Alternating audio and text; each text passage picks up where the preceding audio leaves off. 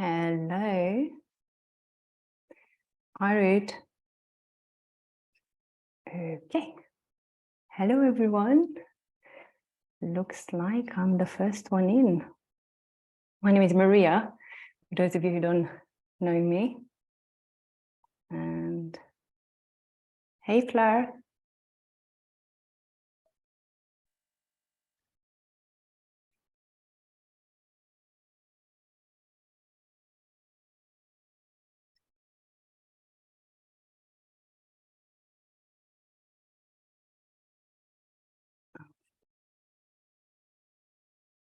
I'm wondering, Fleur, if you can hear me. Fleur is on mute, okay.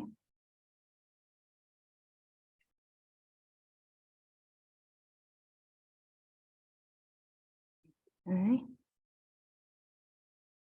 Can we get that on? Is that?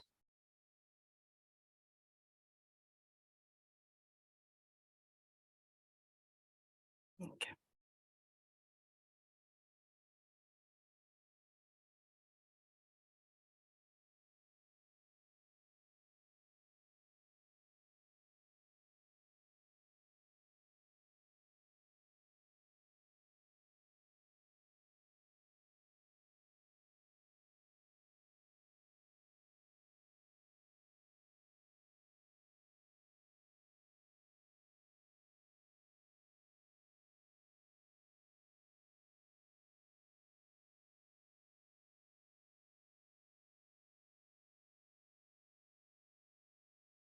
Okay. Hi, everyone. Just waiting to get Fleur on as well. I hope those of you who are on, you can see me and hear me. Yay, thank you, Paulette. Hello, Frank, Julian, Tornes, thank you. Okay. Can you hear me now?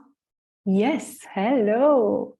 Okay, so I don't know quite what's happening here with the technical side. So please bear with us just a few minutes before we get everything sort of, on the technical side all going. Fleur, I can hear you, but yes. I cannot see you.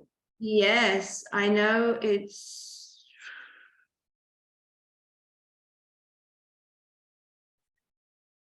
I really don't understand why my camera can't come on. You want to log off and then maybe come back again? Oh, here you go. Hello. Hi. Hello, lovely. Yeah, Mimi. Anyway, sorry everybody about that. As you know, it's all the technical stuff, so we're not used to all these Zoom and webinars and things like that. So sorry and excuse me for taking my time to join. So go ahead, Maria. Oh, shall I start? Okay. Hi, everyone. Welcome. Welcome. Thank you so much for taking time out of your time to be here with us. I know at some parts of the world it's morning. I am in Bali, as you can tell from my frangipani, and it's 6 p.m. over here. So I say hello to everyone. Good morning or good evening, good day. My name is Maria Dobos. I am, as I said, based in Bali. And the reason I'm here today, I'm an Oxygen Advantage and Buteyko instructor. But other than that, my focus, my background for the past several years has been working with women who are going through hormonal changes, helping them reduce those symptoms that come along with all these peri-menopause, menopause, post-menopause, and also help them eliminate those symptoms where it's possible. So that's shortly, in a nutshell, who am I and what am I doing? And the base, the foundation of everything I do is, of course, breathing. And that's why I'm so passionate to talk about breathing together with Fleur. So a little bit about me. Well, I'm also an Oxygen Advantage and a Buteyko method instructor. And I'm also an emotional life coach. So I have also spent many, many years helping people go through emotional and life changes. I'm also trained in low pressure fitness, which I don't know whether you've ever heard about. It's a fitness system where we take into account posture education, breathing, pelvic floor health, neurodynamics, and we also work a lot with hypopressive and abdominal vacuum exercises. And as well, I have co-authored in a couple of books, which I will just quickly show you here. One has been for well-being for children, which is a handbook for parents. So, of course, my chapter has been on functional breathing for children. And I also co-authored this little story for children, which is in Spanish, because I live in Spain. I am English, but I live in Spain. And this little story as well, my contribution has been also to breathing. So yeah, breathing for me is the pillar of health. If our breathing is out of sync, then absolutely everything is going to be out of sync. So I won't go a lot in about me. Later on, I will also talk a little bit about my journey as well with the menopause, and from my point of view, my experience of peri-menopause and menopause. But I would like to make a mention here, Patrick McKeown. So yes, we are here thanks to Patrick. And obviously this is hosted by Oxygen Advantage and Buteyko Clinic International.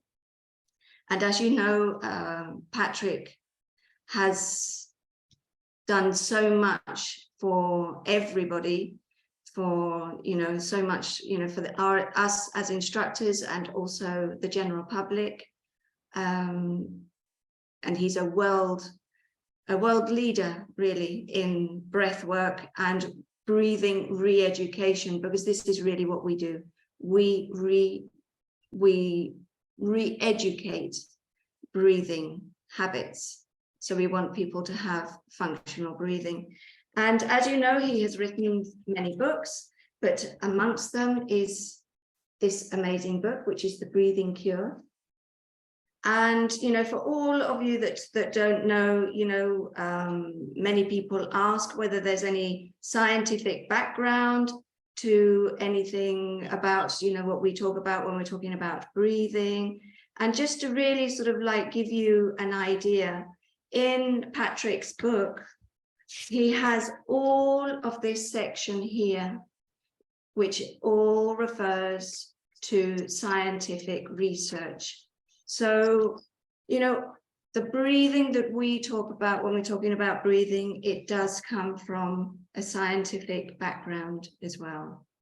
And this is one of the other books that Patrick has also written, Atomic Focus, which is fantastic. So thank you very much, Patrick. Thank you very much to all the team of Oxygen Advantage and the Buteyko Clinic International, and to Anna and to Ruth, which is here right now, helping us with all these techie stuff. So shall I take on my little intro? So off to you, Maria, and off you go. Okay, no pressure. Okay, let's try and see if I can share my screen. Oh, yes, I can. Okay. Oh, what is this?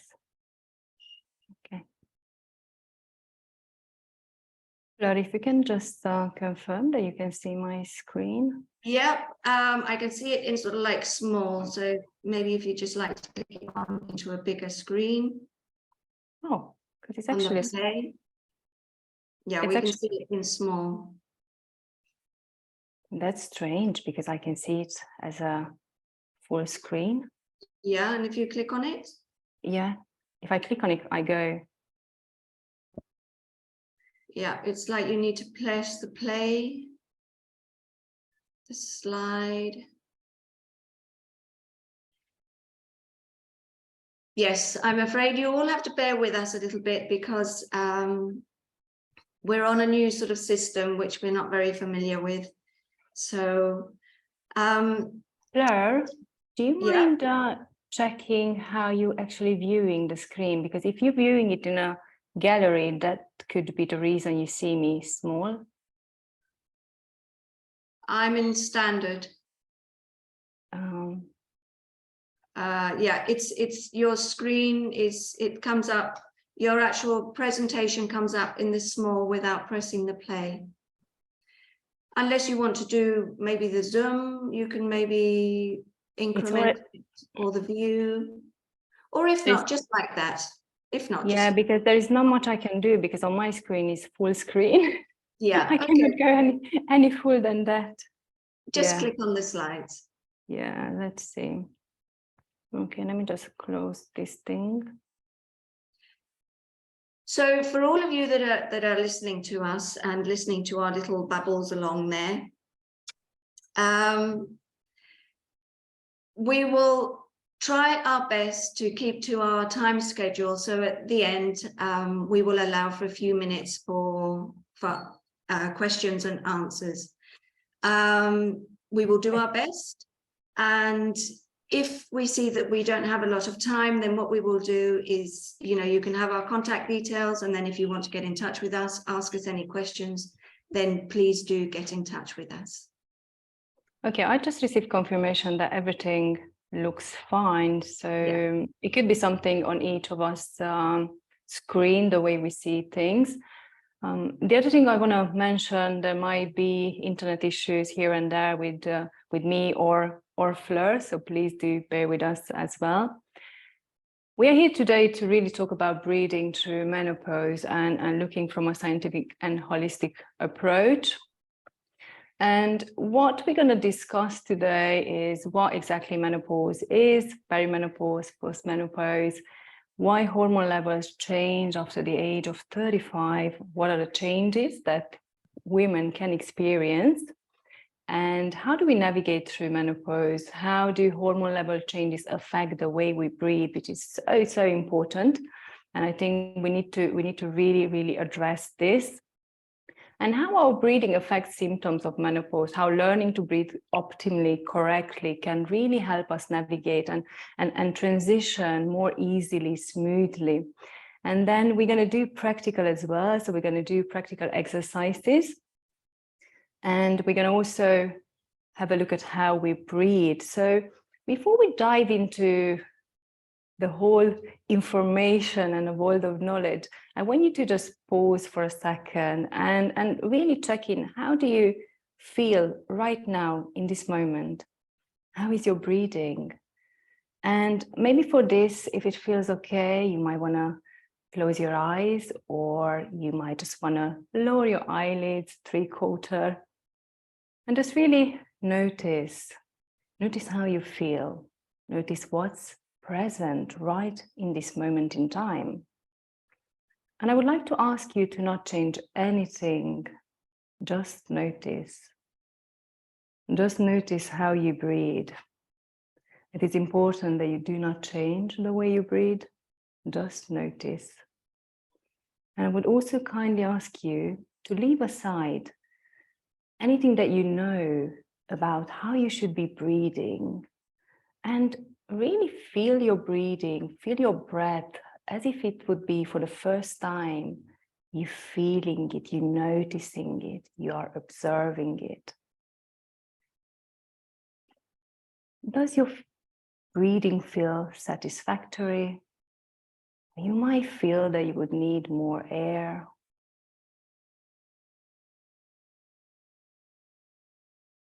Does it feel heavy, restricted? Do you feel breathless? I invite you to just notice. Do not make any changes about your breathing. And now I would like you to notice the rhythm of your breath. Is your breathing smooth, regular? Is every inhale, every exhale the same length, the same size? Maybe you notice some of the breaths are smaller, then you have bigger ones. And then you might even notice that you stop breathing. And this might be followed by a bigger breath. Just notice.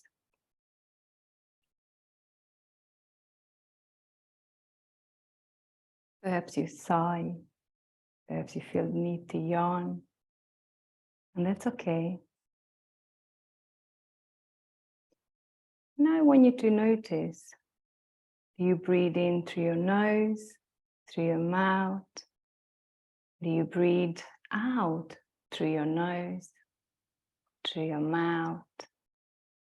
Just notice, where is the breath entering and leaving your body?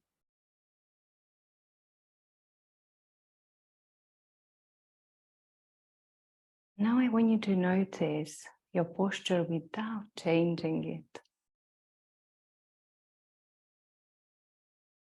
You notice your upper body being invited downwards. You feel your shoulders hunching. Are you slumped, rounded back? Or is your back straight? Do you feel your upper abdomen being invited downwards to the lower part of your abdomen? Again, just notice. And then finally, I want you to notice, where is your tongue positioned in your mouth? Is it lower part, or is it sealed to the roof of the mouth, the palate? Or is it in between somewhere? Or you might just notice the tip of the tongue touching the palate. Really just notice.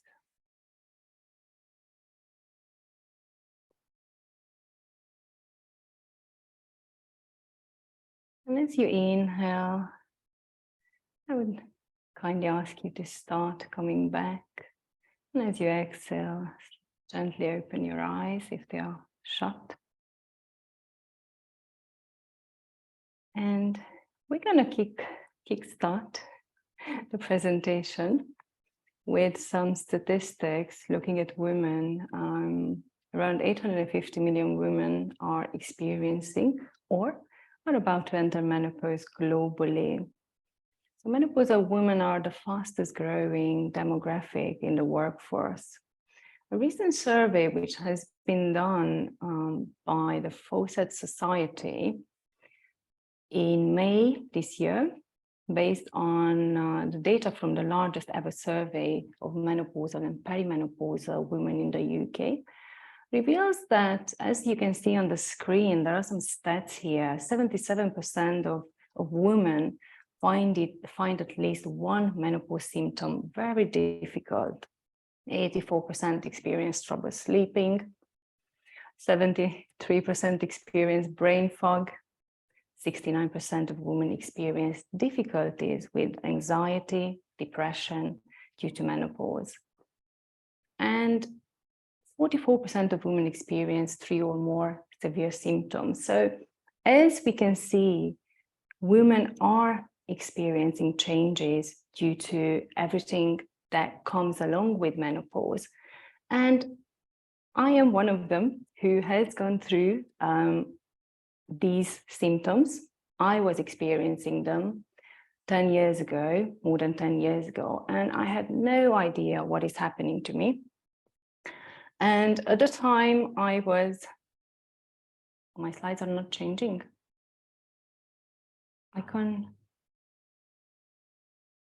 They are changing on my screen. I wonder if there is a delay.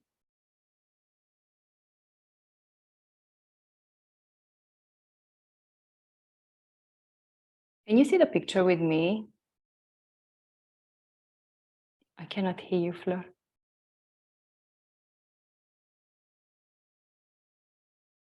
Okay. It still says breathing through menopause. Okay. Stop share.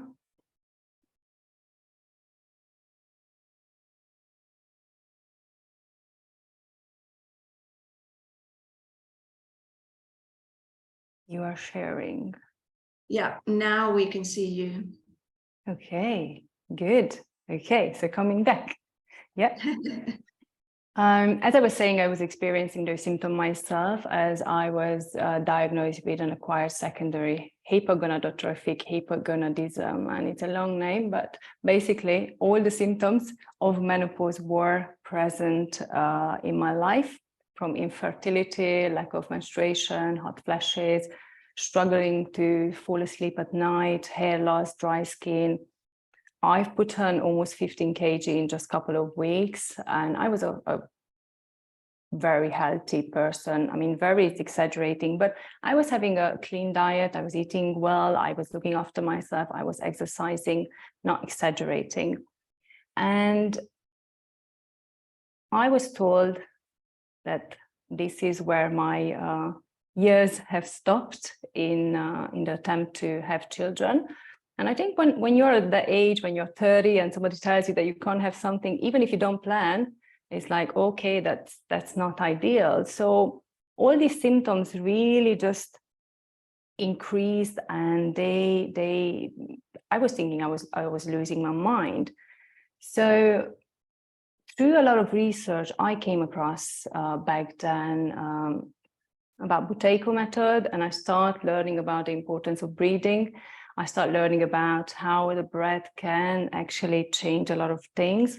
And this is when I've learned also about hormone yoga therapy, which is what I'm teaching right now, and that's where my line of work is really focusing on with women. So as you can see, this is where my passion comes in. Once I got myself into a good place where things gotten back to normal, and I do have a period which is regular, almost like 9 years now. So things are really working well for me. Now I'm really passionate about sharing my experience and really letting women know that there are tools out there to ease. Not everyone, of course, can eliminate the symptoms. We might need medical assistance. We might need different things that we need to implement into our lives, but we need to make sure that we educate ourselves. 10 years ago, all this information was not really out there. So it was a very, very challenging time for me. But coming back, let's step into the endocrine glands and hormones. Has my screen changed? Just checking.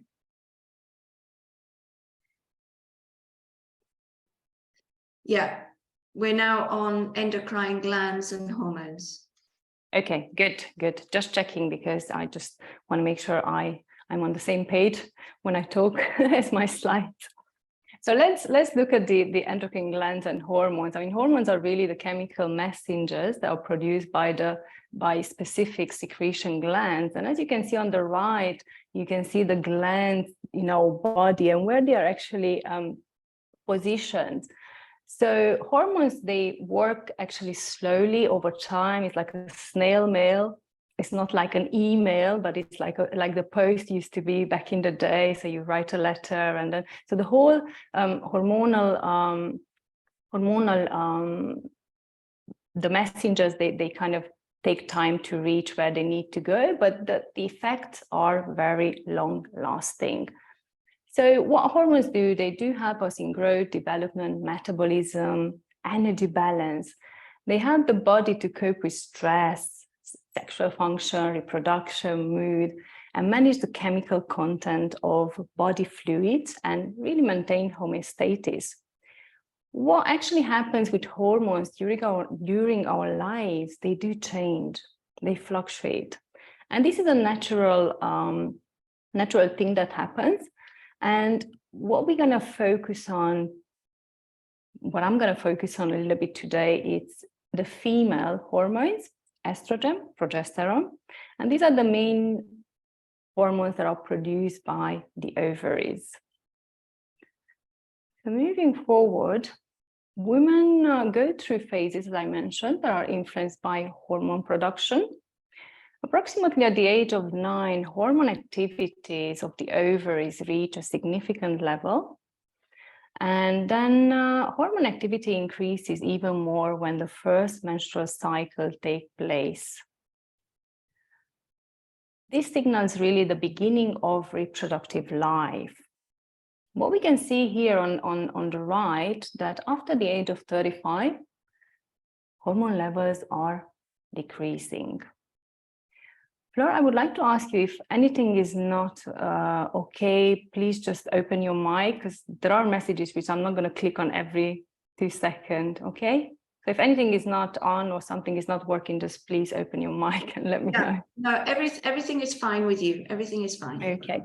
So as you can see, we can see estradiol level actually in different phases: puberty, reproductive life, peri-menopause, menopause, and post-menopause.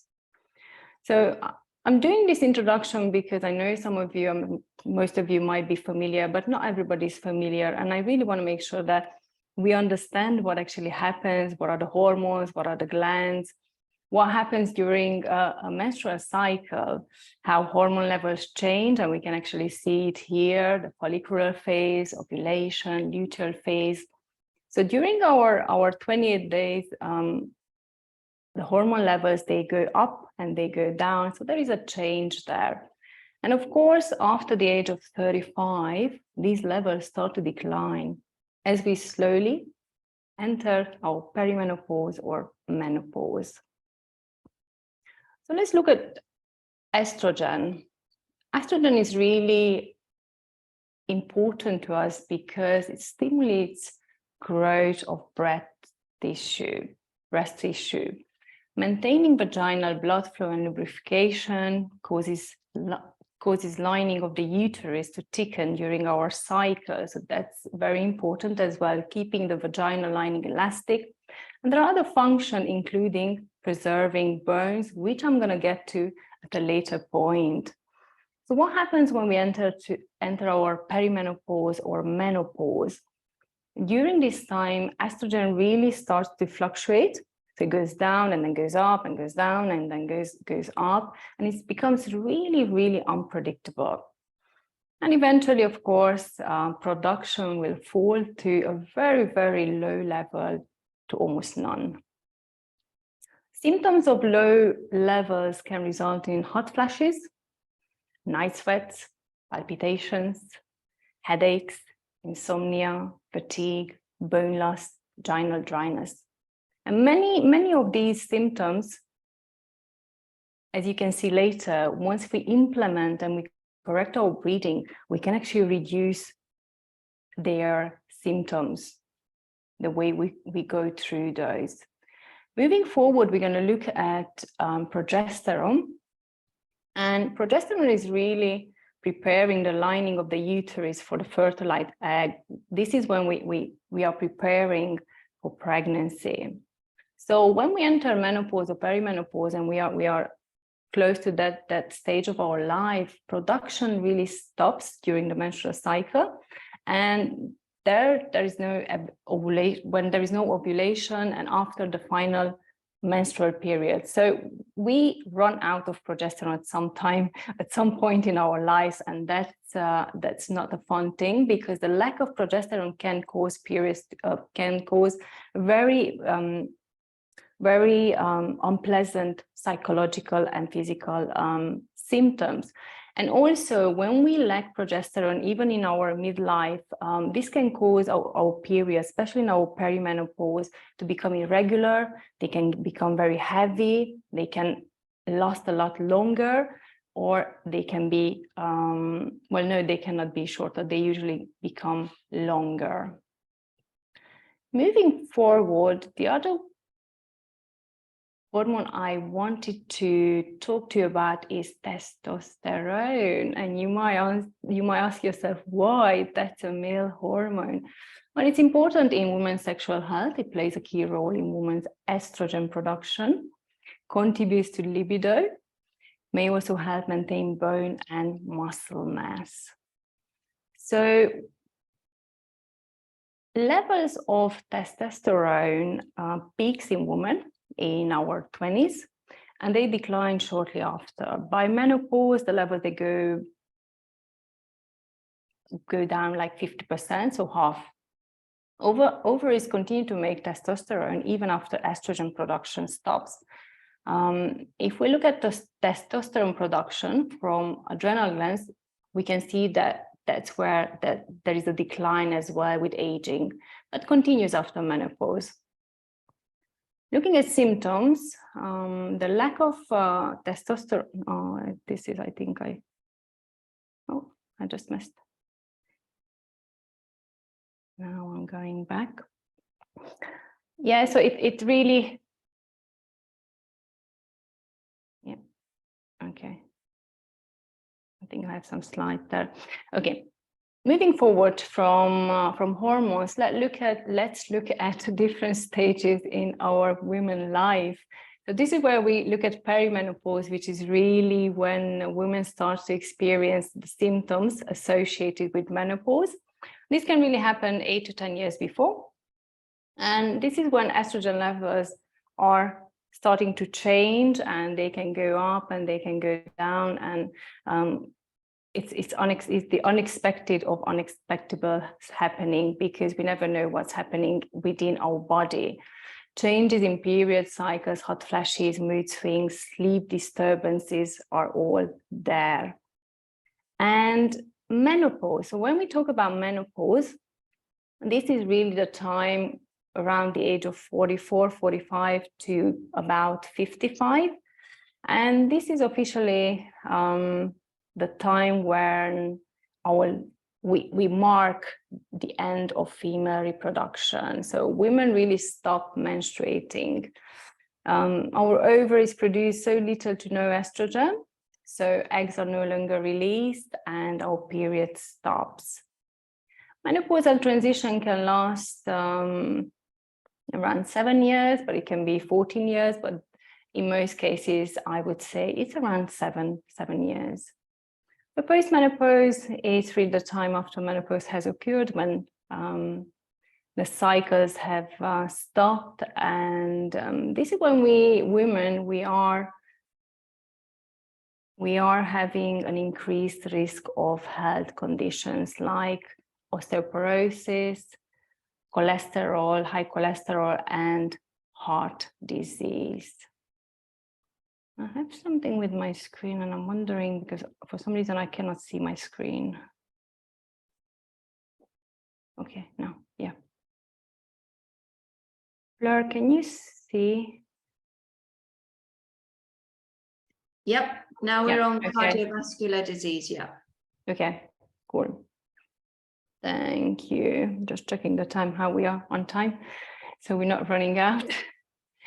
Okay, so as I mentioned, when hormonal levels are changing and of course estrogen is declining, that really has an impact on our cardiovascular health, because estrogen really helps the arteries to be more flexible and strengthens their interior walls. So what that means to women, that the low level of estrogen can cause heart disease. This is a very, very important information that women should be aware about. So this is really, really important. And most women going through menopause, they have no idea, or they are post-menopausal, they have no idea about this information. Moving forward, cholesterol. Estrogen really helps regulate cholesterol levels. So I see a lot of women coming to me. They have a clean diet, but they say, well, my doctor puts me on some pills because I have really high cholesterol. So we need to also look at and take in consideration our estrogen levels, because if there is too much low density lipoprotein, then there is a buildup in the walls of blood vessels, causing them to narrow. And the reduction of estrogen, of course, causes the LDL to rise. And this is where we have high estrogen. Moving forward, osteoporosis. So another thing that we are at risk when we have low estrogen is weak bones. Low estrogen levels during menopause speed up bone loss, and estrogen helps prevent bones from getting weaker. So it's really by slowing down the natural breakdown of bone. Okay. This leads me to talk a little bit about how our brain ages differently from men. Menopause plays a key role, and since our brain is in constant interaction with our body, surprisingly, the interaction with our reproductive system is crucial for brain aging in women. Interactions are mediated by hormones, and as we can see, men have testosterone and women have estrogen. These hormones differ in their longevity, and you can see that on the picture on the right, on the image on the right. Men's testosterone runs out late in life with pretty much no symptoms. However, women's estrogen starts fading in midlife, and this is during the peri-menopause and menopause, and this is anything but symptom-free. And symptoms like hot flashes, night sweats, insomnia, memory lapses, depression, anxiety do not really start in the ovaries. They actually start in the brain. And you might ask yourself, why is our brain impacted by menopause? So both brain and ovaries are part of the neuroendocrine system. And as part of the system, the brain talks to the ovaries and the other way around every day of our lives as women. So the health of the ovaries is pretty much linked to the health of the brain and the other way around. Hormones like estrogen are not only involved in reproduction, but also in brain function. And this is when we look at how estrogen, in particular estradiol, is key for energy production in the brain. And also at cellular level, estrogen pushes neurons to burn glucose to make more energy. So if estrogen is high, brain energy is high. When estrogen declines, neurons start slowing down and age faster. So some studies show that this process is leading to the formation of amyloid plaques and Alzheimer's plaques. And I'm going to touch on this in a little bit. So estrogen decline really affects the hypothalamus. The hypothalamus is in charge of regulating the body temperature. So when estrogen doesn't activate the hypothalamus correctly, due to low levels in the brain, the brain can't actually regulate body temperature correctly. Hence, hot flashes women get, that's the hypothalamus. And if we look at the picture on the, well, if we direct our attention to the right side of the screen, brainstem in charge of sleep and being awake. If and when estrogen doesn't activate the brainstem correctly, women have trouble sleeping. So when estrogen levels decline or fluctuate in this region, women start to have all these mood swings. We forget things. We have a brain fog. And as I said, I'm going to come back to the Alzheimer because Lisa Mosconi, a neuroscientist and also the author of the XX brain or XX brain, I'm not sure how you pronounce it. She also talks a lot about, she's doing an amazing work around Alzheimer. 2/3 of all those who end up with or being diagnosed are women. Women over 60, the risk of developing Alzheimer is twice that of developing breast cancer. And this is again a very important information to take away. So she's also looking at the possibility how estrogen plays a role in protecting the brain from the damage caused by Alzheimer, and that this protective effect is lost when our estrogen levels are starting to go down and they are decreased. And quoting her, 850 million women are experiencing or are about to enter menopause. As if hot flashes, insomnia, weight gain weren't enough, for some women, menopause may well be the beginning of lifelong battle with dementia. And this is, in a nutshell, the brain anatomy of menopause. So menopause is really associated with growing old, with intellectual decline, with the loss of femininity. But I feel that, and I think that women must be educated. So they recognize that all is happening because we are going through these hormonal changes, like low levels of hormones. And that's why we have all these uncomfortable symptoms that they come with it.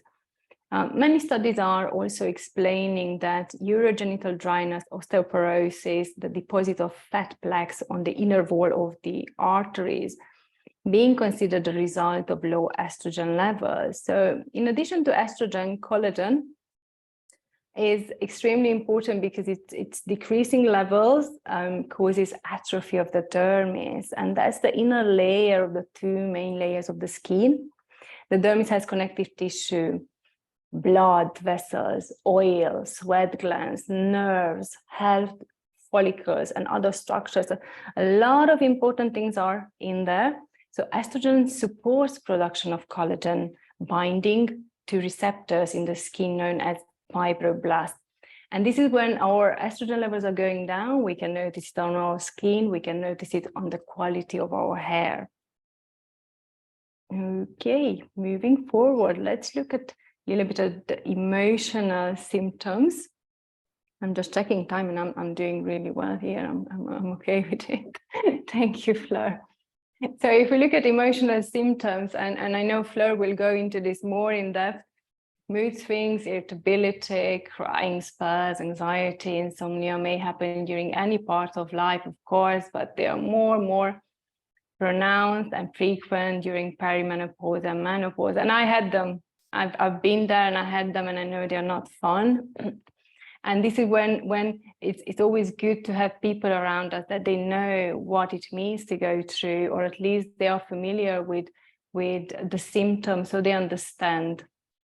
Headaches are frequent by muscular tension or wrong breathing habits leading to inadequate supply of oxygen to the brain. So here we come back to the breathing again, just to see how important it is to have a proper, correct, functional breathing, that the blood exchanges are correct. And again, this is something that Fleur will touch on, CO2 and how that is important, the way we breathe.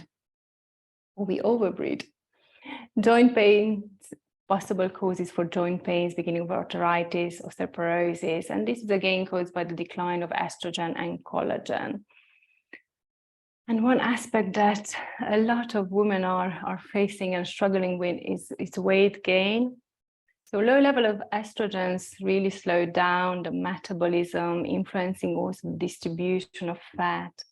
So increased waistline, around the hips, abdomens, and also breast volume would increase. And this is, I advise women just to be very mindful of all the diets that they are doing, because they can do a lot more wrong to their bodies than good.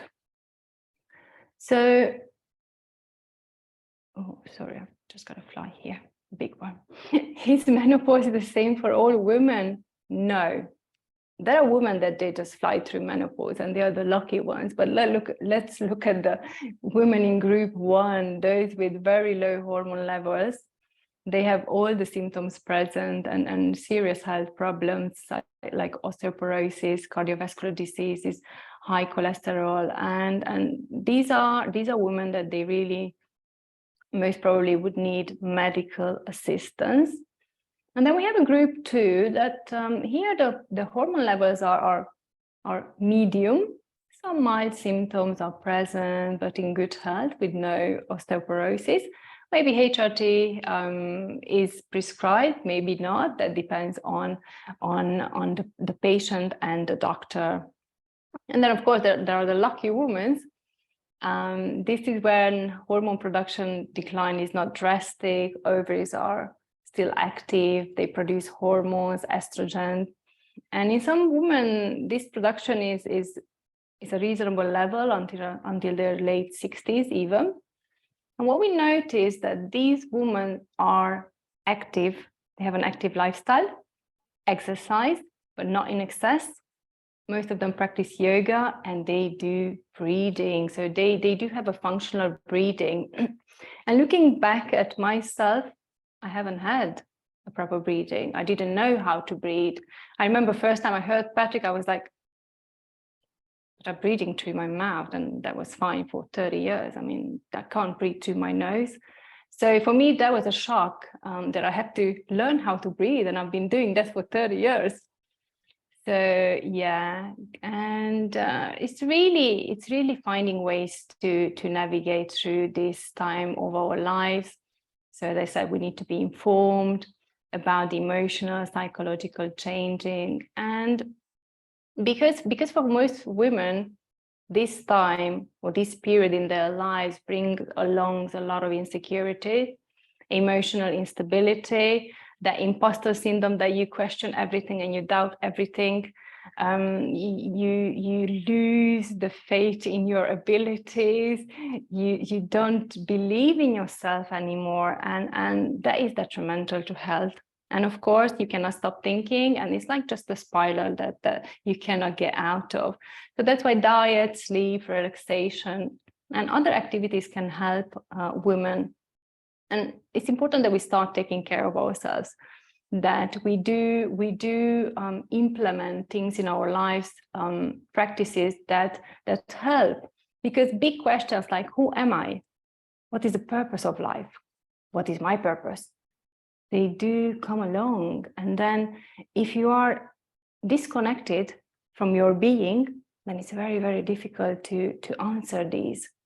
And this is when things become even more increased. All the symptoms, they become even more, they just go crazy. So women during this time, they are really called upon to step in to their brilliance, to be truly authentic, to be truly in their power, and to walk into the wise woman role. And have daily rituals, slow down, make time for yourself. I know we all feel like we have to do all these things and we never have time for ourselves, but we must. Discipline is self-love, and breathing is really your superpower. You have it wherever you are on this planet, and breathing is something that can help you anchor yourself into the present moment. Be present, check in with yourself, see how you feel, see what's happening inside. And it helps you notice when something is not okay, because it speeds up, it becomes rapid with effort, and we need to implement daily rituals. So what we're going to do now, before I stop the screen share, I want to thank you for listening to me. I hope I was understandable. That was fantastic. Thank you so much. So what we're going to do next, we're going to do a bit of a side stretch and a bit of a spinal movement, just to really open up our chest and to really open the rib cage. And then we're going to do a little bit of diaphragmatic breathing to really calm the nervous system, to bring a little bit of calmness into our body, and to check in how is our breathing, and to regulate the heart rate and also the nervous system.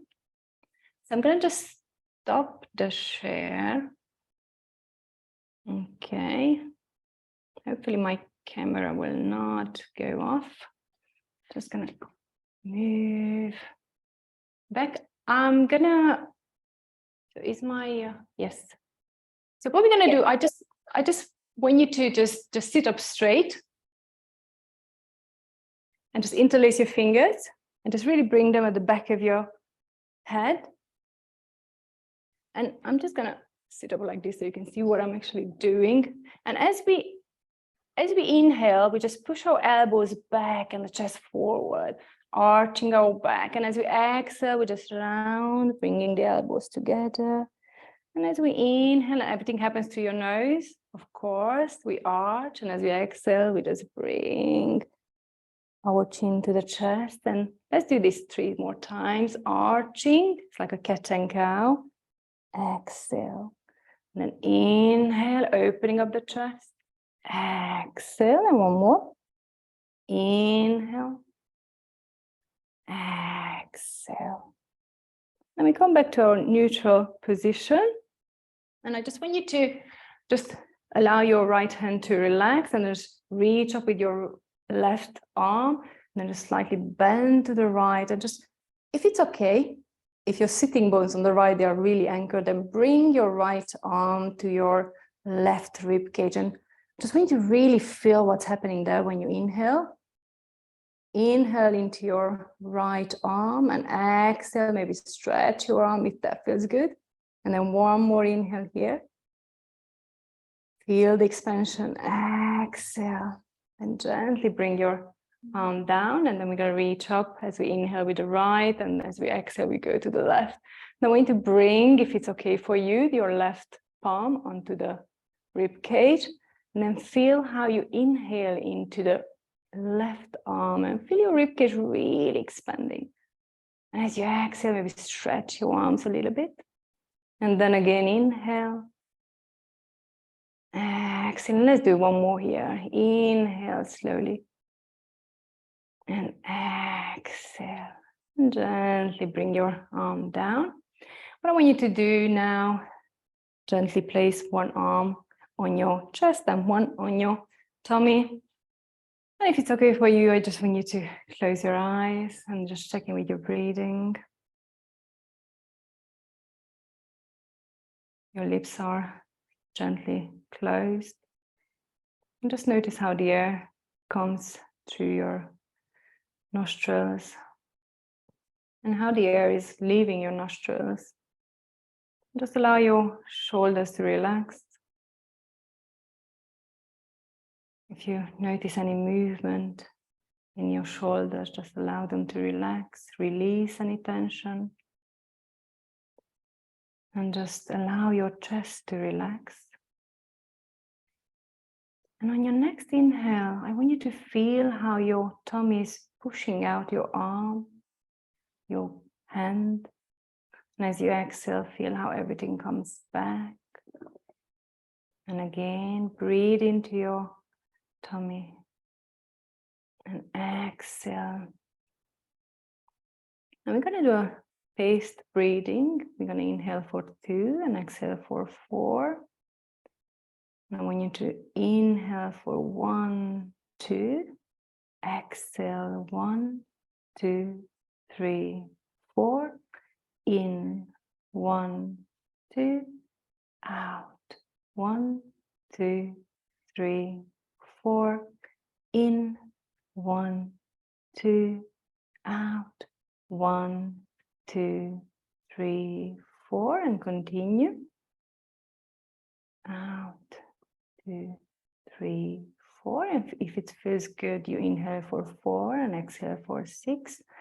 So that's in 1, 2, 3, 4, out 1, 2, 3, 4, 5, 6, in 1, 2, 3, 4, out 1, 2, 3, 4, 5, 6, in 2, 3, 4, out 1, 2, 3, 4, 5, 6.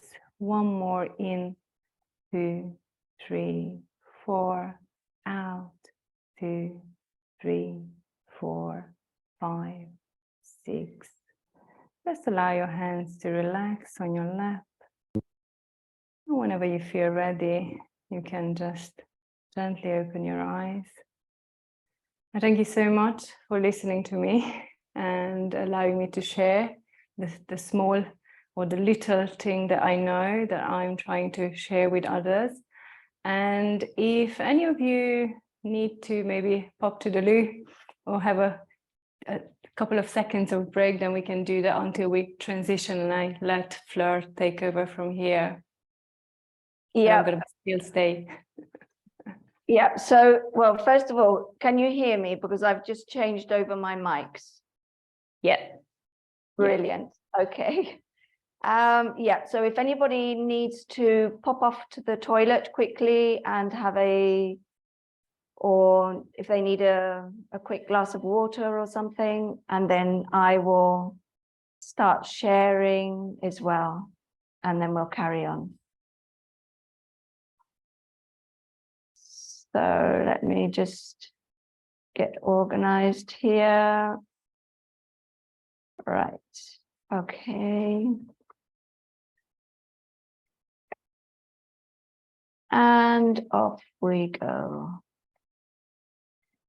Right, I must warn you, so please do let me know if you see that my internet is going a little bit funny. It's because we have extreme winds, and whenever it gets really, really windy here, then the internet goes a little bit funny, but I'm sure you'll all bear with me. Well, thank you very much, Maria. That was absolutely fantastic. Thank you so much. And now I am going to take us a little bit more into the breath. So the first thing that I would like to do is just to ask you a few questions. So the first one is, what is the first thing we do when we come into this life? We inhale, we take a breath. And what is the last thing we do when we leave this life? We exhale, we take our last breath. So if we think we breathe an average of around 20,000 breaths per day, that is a healthy person, imagine what that is like for a person that's not very healthy, that breathes a lot of times, and imagine how many times we will breathe during the year and during our lifetime. Millions of breaths we take. But do we pay any attention? Do we take any time to be aware of the quality of our breathing? We only seem to be aware of our breathing when we are doing yoga, when we're doing Pilates, or when we are meditating. But what happens and what is our breath like when we are doing our daily chores, when we are driving our car, when we're working, when we're walking the dog, when we're watching TV, when we're hoovering, when we're washing up or we're cooking? How is your breathing during your day, your daily life, and how is your breathing when you sleep? Because this is what we are going to be talking about. So breathing affects many, many, many areas of our well-being, on a physical side, on a mental side, on an emotional side. Breathing affects our posture. Breathing affects our sleep, our digestion, how we manage pain, our pain threshold, our heart and blood circulation, our endocrine system, our immune system. It affects our emotions, how we process our thoughts. It affects our memory, our focus, our moods, anxiety, stress. And breathing also affects our pelvic floor function. So breathing is very, very important part of our function of our body. And although we seem to take into, we believe that breathing is something automatic. Yes, breathing is automatic, but we can also modulate our breathing. We can improve our breathing. We can change any bad breathing habits that we might have, and we can improve our breathing. Now, I would like to explain just a little bit where I come from, sort of, from the menopause point of view. And when I mention menopause, I'd like to be clear that we have peri-menopause and post-menopause. And really, menopause is just that one day where we stop menstruating. But I'd like to just say menopause, because that's how everybody uses this term. But really, we're talking about peri-menopause and post-menopause. I'm 52 years old. Well, from the last blood test that I've had, I've been told that my ovaries are totally shriveled up now, and that I am totally in post-menopause. But I had a hysterectomy when I was 31 years old. It wasn't a total ovarian hysterectomy, so I've still got my ovaries, but I had a hysterectomy, so my womb was taken away. Now, nobody told me that by having a hysterectomy, that could also influence my body on a hormonal level. Because the gynecologist and the doctors, they just said to me, you have your ovaries, so you will be fine. And now, from these last few years that I have been really researching a lot in, this transition of peri-menopause, post-menopause, etc., I have realized that over these last 20 years, I have had many, many symptoms that I've suffered with. And now that I can understand that this has all come from hormonal changes. So I think it's really, really important for the younger ladies, the younger girls, to not wait until they are a specific age where they think, okay, now I am going to be in the peri-menopause or the post or the menopause year. But to think that, when we are young, and for instance, if we have a hysterectomy or we have a surgery, it can influence our hormonal balance, and it can also influence many other areas of our body. So let's go into some of the things that we can actually see when we are going through, especially maybe more the post-menopause transition time. We will find that many women who already have asthma or they have lung issues, they might find that when they're going through this transition period, their lung function will be affected. There can also be an increase in our breathing rhythm due to the hormonal changes. And also we will see that due to the increase of our breathing, it will also affect our carbon dioxide levels, that we'll see it in a minute. And you will understand how this will also bring us into a vicious cycle that will keep us into a hyperventilation. Now, this will take us into an increased stress mode, anxiety, and sleep issues. One of the things that Maria also mentioned was that we tend to put on weight. This is part of what happens when we're going through this transition period, whether we like it or not, we tend to put on weight. And we tend to put on weight around our abdominal area, and also we can put on weight around our throat. Now, if we put on a lot of weight and we become overweight, this can also affect how the diaphragm works, and also it can impair a little bit our breathing. But also, if we have more fat deposits around our throat, this can also influence how we sleep at night, and it can influence, and we can have symptoms like snoring or even obstructive sleep apnea. Another thing is we have loss of muscle. This is why there's a lot of talking right now that, you know, it's very important that we lift weights, because weights will help keep our muscle growth. But when we lose muscle, we're also losing that collagen. Collagen is very, very important, for instance, for our pelvic floor.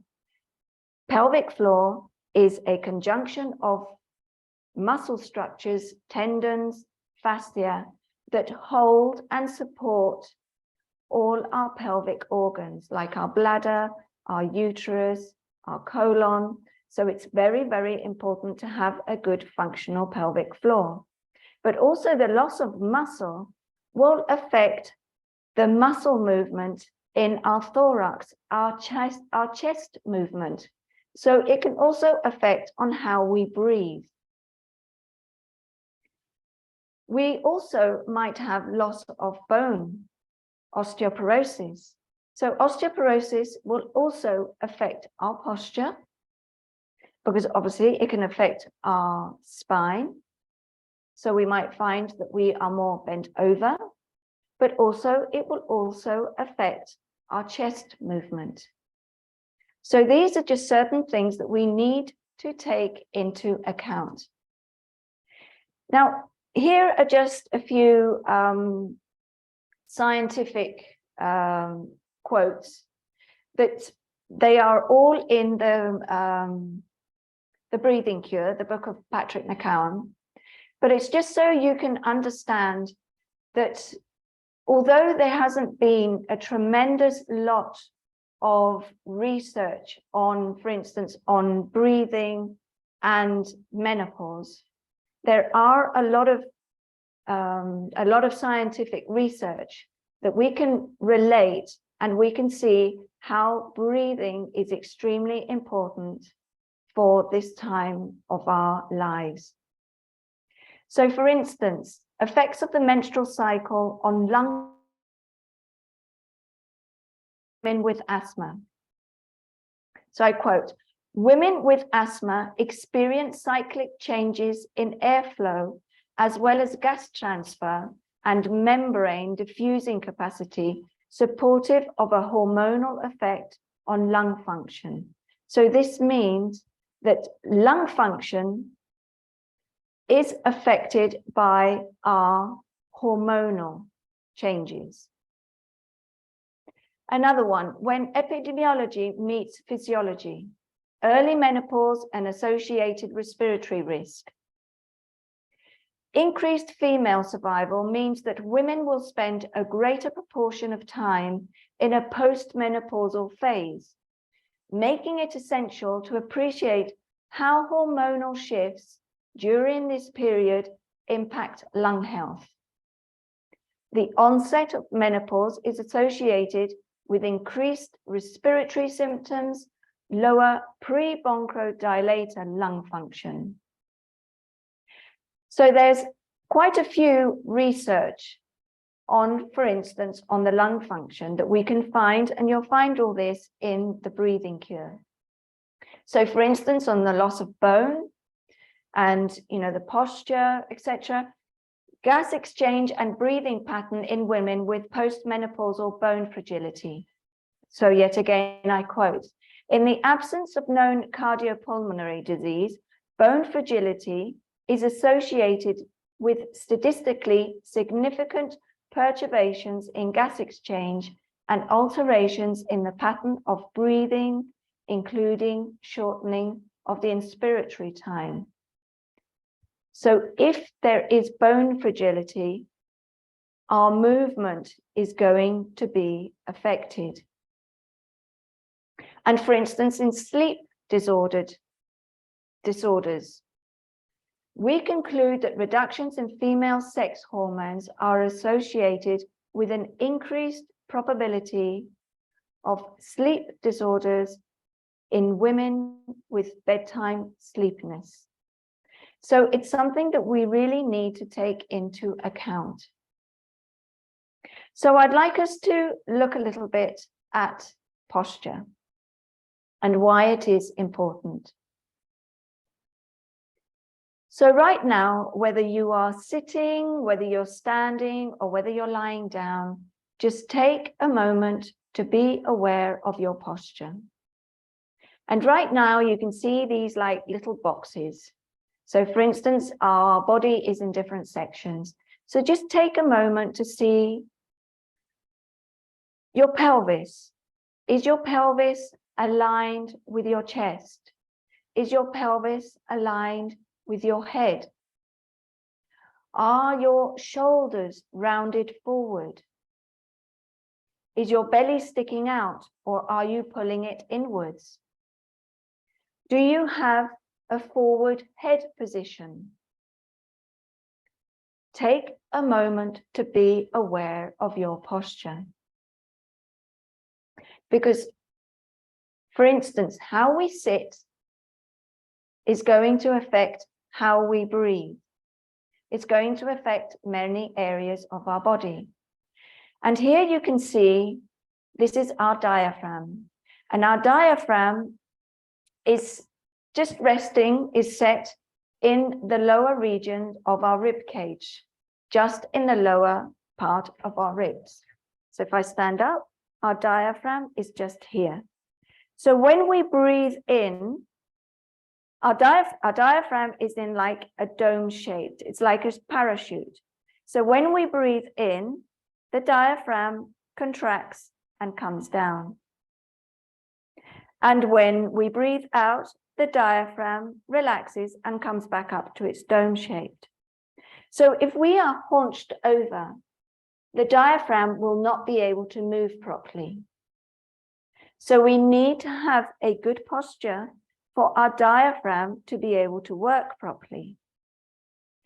But also we need to be able to open up our rib cage as well for when we're breathing. So we want our breath, we want the air to come down into the lower regions of our lungs, into the lower regions, because that is where the gas exchange occurs. But for that, we also want to be able to expand our rib cage. If we have hunched over shoulders or we have a bad posture, our rib cage will not be able to open properly. And it moves in like a three-dimension way. So it opens to the sides and it opens slightly forwards and out to the back. And imagine it's like an accordion. So when we breathe, we want to inhale and open. And when we exhale, we close. And in the meantime, the diaphragm is coming down and moving back up.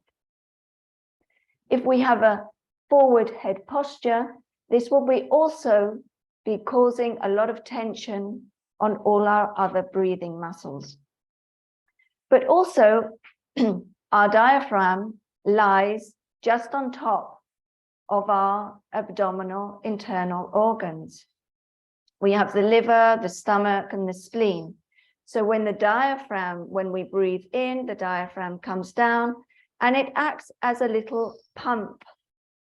It has a little pump action on our organs. So it also massages our internal organs. So again, if we have a bad posture, this won't be happening, and we will also be putting a lot of pressure on our internal digestive organs. But another very, very important aspect is the link between the diaphragm and also the pelvic floor. The pelvic floor, as I mentioned before, has a very, very important action, and it's a group of muscles that works like a hammock that supports our pelvic organs. And the diaphragm and the pelvic floor, they work together. So when the diaphragm contracts, so does the pelvic floor. And when the diaphragm relaxes, so does the pelvic floor. They work together. There is a system, which I'm not going to go into because this would be for another whole complete webinar. But the intra-abdominal pressure comes into play. And so when we have a bad posture, when we're not breathing properly, when we're not using the diaphragm properly, then our intra-abdominal pressure is out of balance, which pushes down on the pelvic floor. And if our pelvic floor is not functioning properly, we can develop incontinence, or we can have prolapses, etc., etc. Let me just check something here. I think everything is working fine. If there's any issues, please do let me know. Everything works fine. Okay, brilliant. So let's go into the breathing. Right. Earlier on, we did a little exercise with Maria. So how do you breathe? Do you breathe quickly, gently, slowly, or do you have fast, sharp movements with your breath? Do you breathe with your shoulders? Do you breathe when you breathe, do you move your shoulders? Do you breathe with your upper chest, or is it abdominal breathing? Is your breath noisy, silent? Do you breathe through your mouth or through your nose? Maybe you sigh a lot or you yawn a lot. And what about at night? Do you yawn? Our nose is part of our respiratory system, and our mouth is part of our digestive system. Now, I will repeat that just once more. Our nose is part of our respiratory system. Our mouth is part of our digestive system. Why do we tend to breathe through our digestive system? We wouldn't think of eating through our respiratory system.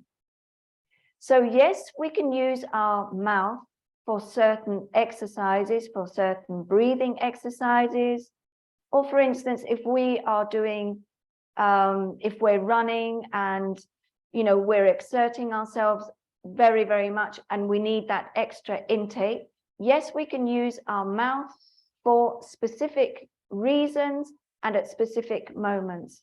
But we really need to breathe through our nose during the day and during the night, and our nose, as it's part of our respiratory system, it has many, many functions for our respiratory system. So our habitual breathing should be nasal. Now, the nose has 30 plus functions. It's our first line of defense. It filters, it humidifies, it warms and cools down the air. Now, the mouth does not do any of this. So if we are breathing through our mouth, we will be breathing in the air full of viruses, bacteria, dirt, dust, etc., etc. If the air is cold, we will breathe in that air and it will go straight down into our lungs. This is what happens with many people who have asthma, for instance. If they breathe through their mouth, that cold air that they breathe through their mouth can directly make their bronchioles constrict. So our nose, through these little these little bumps. I'm just going to call them like that right now. I'm not going to get too technical. We have filters. The air circulates and warms or cools down depending on the air that's outside and what our lungs need. But there's another thing that happens in our nasal cavity, and that's the production and absorption of nitric oxide. And nitric oxide is defined as the miracle molecule because it has many, many beneficial effects on our body.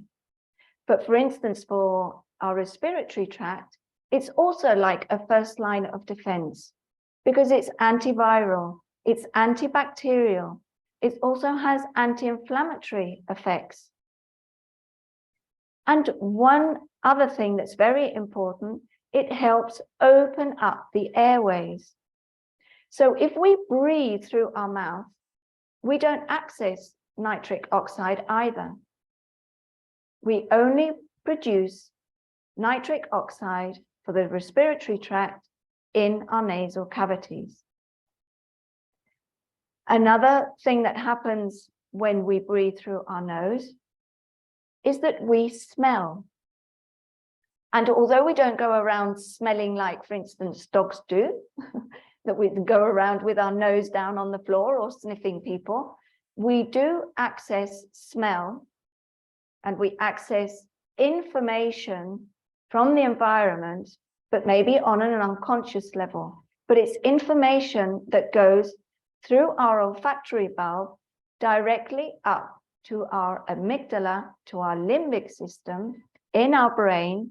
And that is where we process emotions and we can process the information of our environment, but also accessing smell also stimulates other parts of the brain. And one of those parts is the memory. So if we breathe through our mouth, we don't access all these fantastic and amazing functions. We don't access nitric oxide, and we don't access information of our environment. The nose is part of our respiratory tract. So let's breathe through our nose. So when we talk about functional breathing, we talk about breathing from 3 dimensions: biomechanical, biochemical, and on a biopsychological level. So when we look at the biomechanical, we're very used to hearing about, using our muscles, using our diaphragm and opening up our rib cage. It's very important, the function of our diaphragm. This is one of the things that we do a lot in low pressure fitness, is that we work a lot with the diaphragm. So our diaphragm is working, it doesn't have excess tension, or it's not weak. So we need a good diaphragm activation. When we breathe with a good diaphragm activation, this means that the air will be coming down to the lower area of our lungs. And this is where the gas exchange takes place. Also, when we breathing through our nose, there is a better quality of air. So when we think of the biomechanical and using the diaphragm, we are talking about breathing deep. And when we say breathing deep, we are not saying about breathing big. There's a difference between breathing big and breathing deep. A lot of people think that when they're stressed, when they're anxious, take a deep breath, and they interpret that as taking in a big inhalation. We don't want to take a big inhalation, a big amount of air. What we want is we want a good activation of the diaphragm because we want the air to go down deep in the lungs. Another aspect is the biomechanical, the biochemical. And here we talk about oxygen delivery and the carbon dioxide levels. Now, most of us believe, until we get into more specifics about breathing, we believe that breathing is about oxygen. But in fact, breathing is really about carbon dioxide. And right now, with all the climate change, et cetera, there's a lot of talk about carbon dioxide is bad for us. Carbon dioxide is bad. No, we need carbon dioxide. It's extremely, extremely important for our bodily systems, for our breathing, and for oxygenation. We need certain levels of carbon dioxide in our system for oxygen to be delivered to our cells.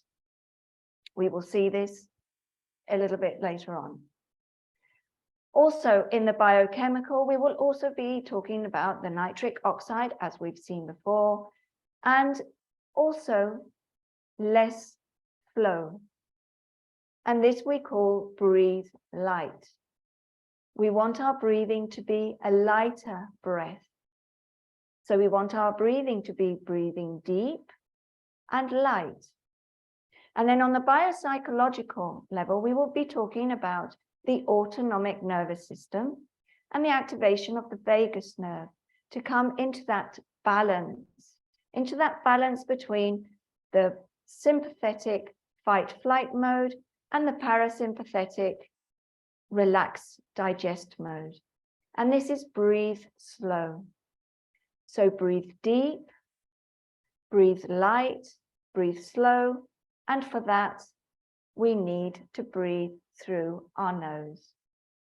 And we have to have the idea, and we have to have the understanding that it's not about breathing more, it's about breathing less, and for that breath to be of better quality.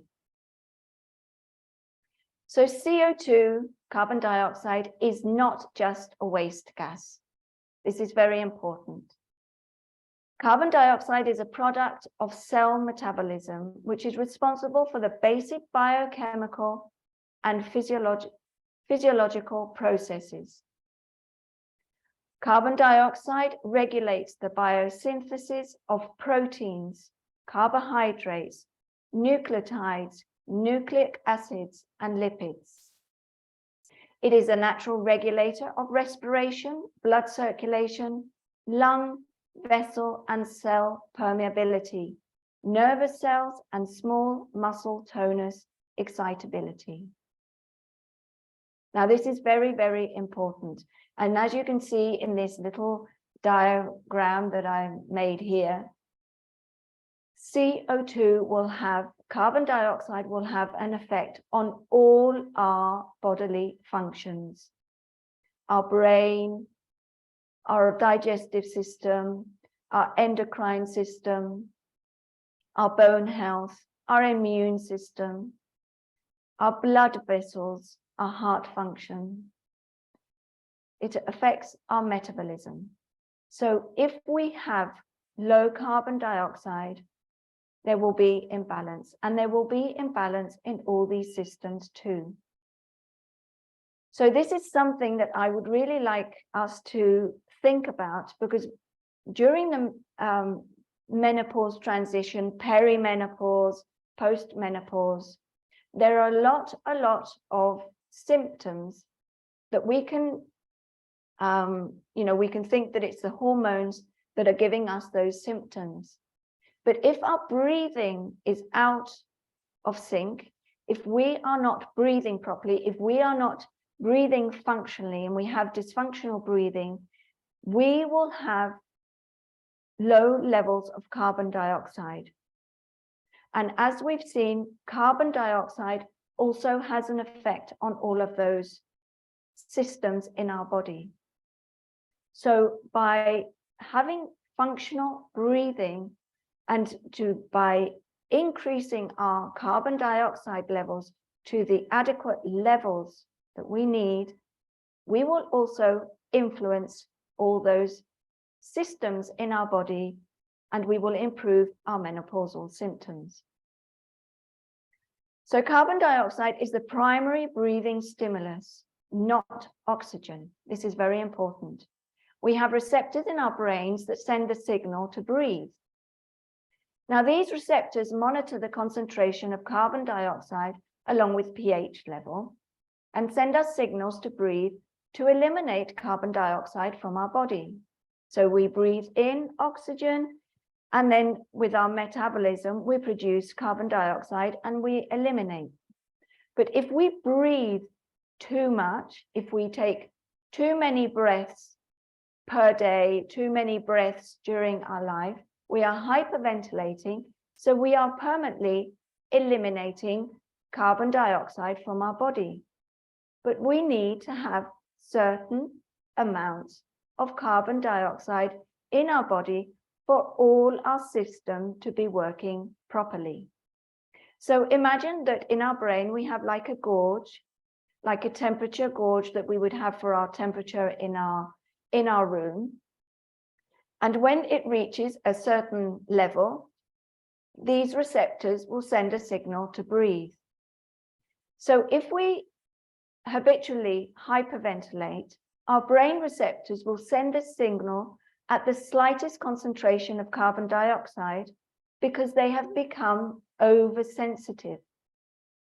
So what we need to do, and this is what part of what we do in the Oxygen Advantage and the Buteyko Clinic method, we help change that habit, change that oversensitivity, so those levels of carbon dioxide can rise to reach the adequate levels that we need. So then the brain receptors will signal to breathe when they reach the adequate levels. So right now, let's just take a little rest from all the theory, and let's take our BOLT score, which we call in Oxygen Advantage, or our pulse control in Buteyko method. Now, so if you all have your mobile handy, yep, thank you, Maria. If you have your mobile handy, and you need to put your chronometer on. So what this test does, it gives us a good indication of how sensitive we are to the buildup of carbon dioxide in our body. And it's a very, very, very simple test. So I will just explain quickly how we do the test, and then we will do it all together. So what we need to do is we need to be sitting up straight, and it's always good to do this test when you've been sitting down for a few minutes. You just connect to your breathing. You don't have to modify your breathing at all. You don't have to do anything, but just be in a nice upright position, have your mobile handy.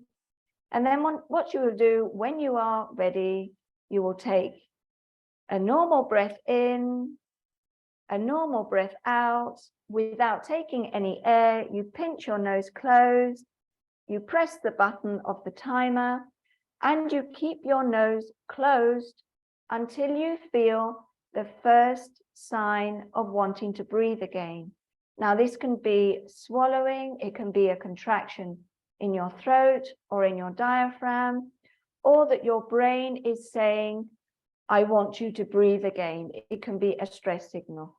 When you feel the first sign, you stop the timer and you breathe in through your nose in a normal and relaxed way. If you breathe in, or you're too fast, or you're taking a big gasp, or you breathe through your mouth, you've held far too long. This test is not to see how long you can hold your breath for. It's a test to see when your body is sending the first signal to breathe again. So we want to find out where the gorge is, where the receptor is sending the signal to breathe. So let's just do it just once more, and we're just going to run through it quickly. So in an upright position, you're sitting nicely, you've been sat for a few minutes. So you take a normal breath in, normal breath out, without any air, pinch your nose closed, press the timer on your chronometer until you feel the first sensation of wanting to breathe again. This can be contraction in your throat, swallowing, or a contraction of your diaphragm, or you're feeling a stress response from your brain to breathe again. Stop the timer, breathe in and out through your nose in a gentle, normal manner, and write down your score. And we will get back to what this means in a minute. So I'm going to whiz through so I don't take too long. Okay, another aspect that we really need to take into account, especially through this transition time of perimenopause, menopause, post-menopause. Our breathing, our sleep patterns, and our mind, our emotional, our thought process is all linked.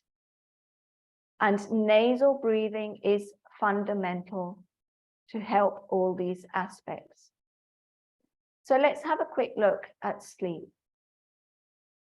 So if we don't get enough sleep, we wake up tired. We don't have any energy. We have mental fog. We go around the house looking for our car keys and we can't find them, and then we find them, we're holding on to them. We have bad memory. We have emotional issues. We get up and we're feeling all emotional and we don't know why. We're feeling irritable, depressed, stressed. But very importantly as well, is that when we sleep, our brain goes through a cleansing process, and this won't happen if we have disruptive sleep. Now, we can have disruptive sleep for many reasons, like hot flushes, or we have to get up to go to the toilet many times, or because we're anxious.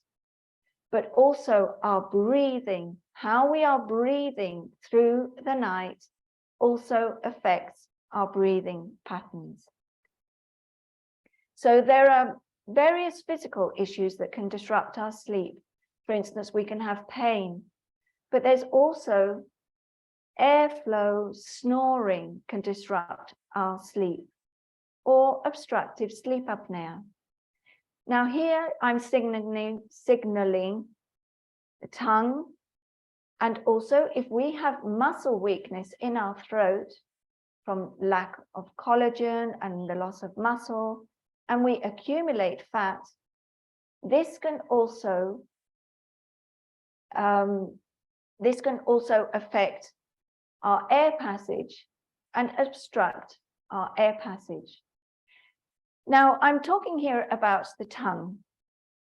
Okay, many times when we are sleeping, our tongue can fall back into our airway passage.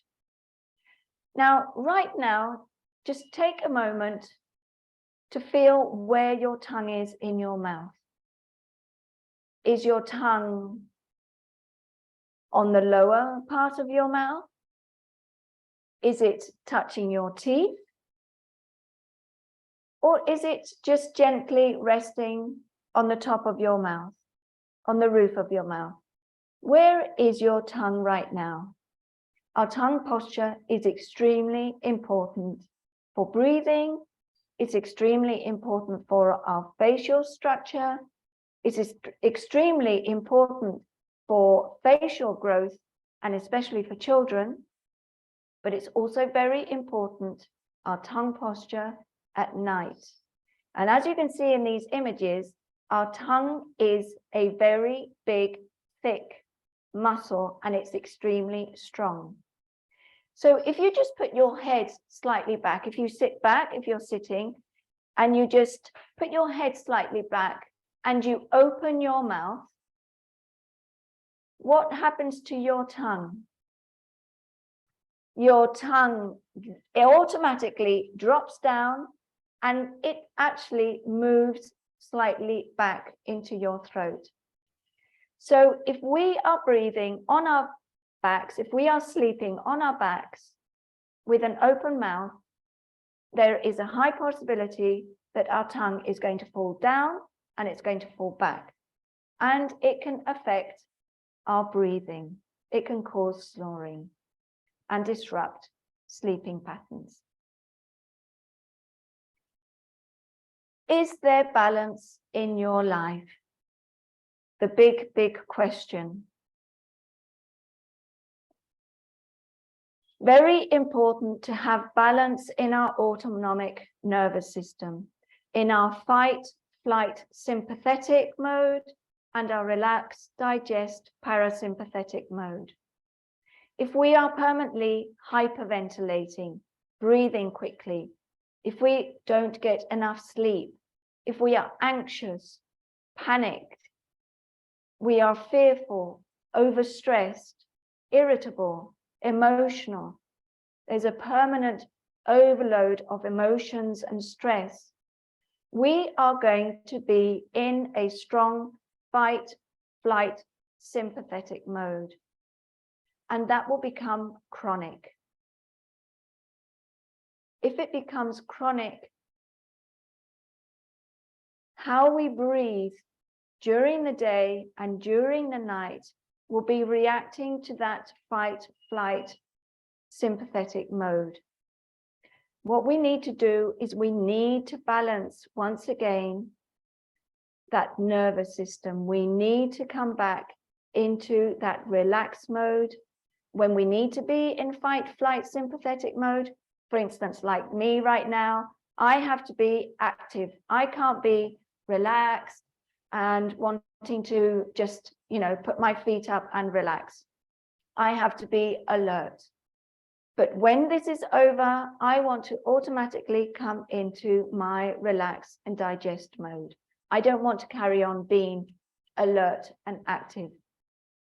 Now, the life that we lead, the permanent emotional issues that we go through, all the stress that we go through, we have created a habit of being permanently in that fight, flight mode. And this affects our breathing, which affects our carbon dioxide levels, which also affects all our systems and also affects our menopause symptoms. So for instance, let's take hot flushes.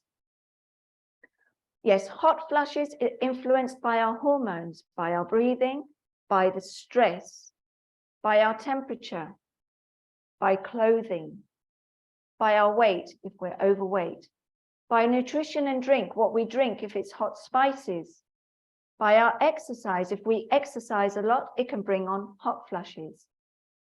But there's a component to hot flushes, which is anxiety, stress, and poor sleep, which leads to dysfunctional breathing. Because when the autonomic nervous system is affected by anxiety, stress, and poor sleep, this will also affect our breathing. But if there is a base, a bad habit of breathing, a habit of dysfunctional breathing, there will be a high component of anxiety, stress, and poor sleep. And this in turn will affect the hot flushes. So we can change our dysfunctional patterns to functional breathing, which will reduce our anxiety, will reduce our stress, and will help our sleep patterns, which will reduce hot flushes. So although there is a hormonal component, we can do a lot with our breathing. The same goes with anxiety. There is the dysfunctional breathing behind all of this, that if we change the dysfunctional breathing patterns to functional breathing, we will be able to manage and balance our autonomic nervous system. We can reduce that panic, reduce that stress, help our sleep, which will reduce again the anxiety. So if we can come out of this vicious circle of stress, of that hyped up sympathetic mode, that fight flight mode, that hyperventilation and that low CO2 pattern.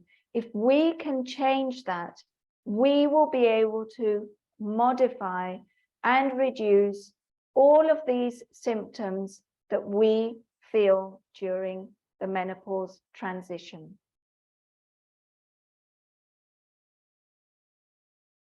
There is a high component of emotional component.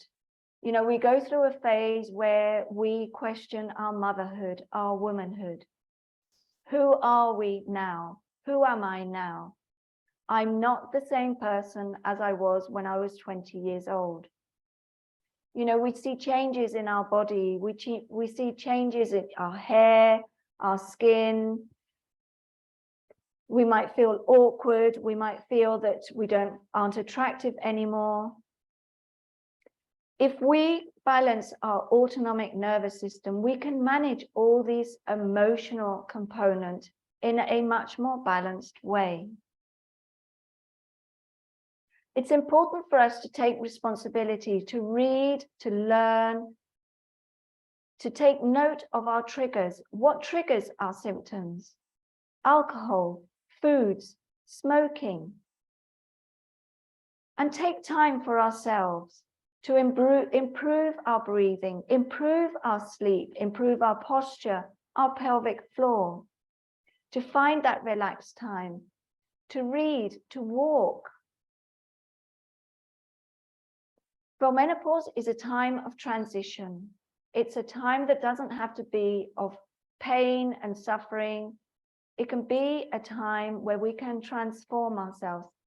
Yes, some of us go through a lot of hormonal changes. A lot of us go through a lot of issues. But if we, for instance, change our dysfunctional breathing patterns to functional breathing, nasal breathing, practice low, slow, and deep breathing, we can improve all of these systems in our body, and we can improve all our menopausal symptoms.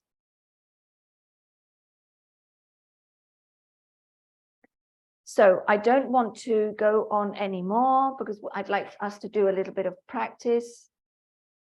So thank you very much, everybody. I hope this little short whiz through presentation has been helpful and you found interesting.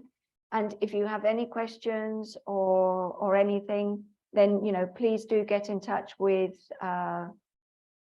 myself and with Maria, or send an email to Oxygen Advantage to Anna, which I'm sure they will get back in touch with you. But before we go, we are going to do some practical breathing exercises. So I'm going to stop sharing there. Okay. So I'm back again, back on screen. So, okay, so I talked about the BOLT score, the control pause, which we did, and everybody did that little exercise, and everybody wrote down their little, what they came up with, their score. So the BOLT score, what it does, it gives us a good indication on the sensitivity of our body to the accumulation of carbon dioxide.